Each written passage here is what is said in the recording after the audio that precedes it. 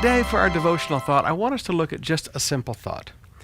In chapter 6, verse 15, God says, "Those who are far away will come and help to build the temple of the Lord, and you will know that the Lord Almighty has sent me to you. This will happen if," and you need to circle that word if you diligently obey the Lord your God. This will happen if. A prophecy will come true if you diligently obey the Lord. Sometimes, brothers and sisters, we look at prophecy and we think that prophecy is something that is just definitely going to happen. That God said it, therefore it's going to happen.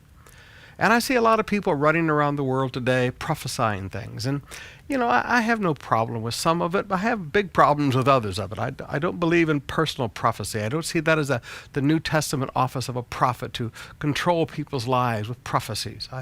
The New Testament office of a prophet is very different. But whatever prophecy we're talking about, whatever it is that God shows your heart, things that he promises to do for you, things that he promises to do for your future, don't think that because of the grace of God, it's just going to happen. You and I need to understand God has always been a God of grace, but God is also a God of justice. And God says, I'm going to do this great thing for you if you will diligently obey me. Now, please forgive me, but there are people that have taken the grace of God and, as Paul said, turned it into a license for immorality. When God makes a promise to you, there are some conditions on it. And one of those conditions is obedience. This is called conditional fulfillment of prophecy. If you will fulfill these conditions, if you will walk in obedience, God said, I will do this great thing for you.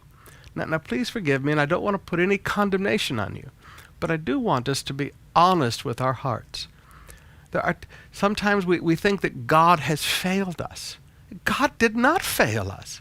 God didn't keep his promise. God does keep his promises. But God looked at you and recognized you're not going to walk in obedience. If you want the blessings of God, please forgive me. We're not trying to earn our salvation or something. But if we want the promises of God, we do need to obey. If we want God to do what he promised to do in our lives, we need to live a life of obedience.